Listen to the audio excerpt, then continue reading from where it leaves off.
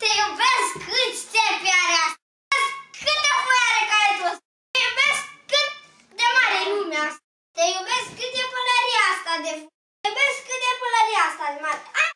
Te iubesc cât e pălăria asta de mare. Te iubesc cât de mult iubesc cursul ăsta. Te iubesc ca un copil. Te iubesc cât pot eu să mă rostogolesc. Te iubesc câte zile n-am voie în cameră. Te iubesc câte trepte voi cădea eu.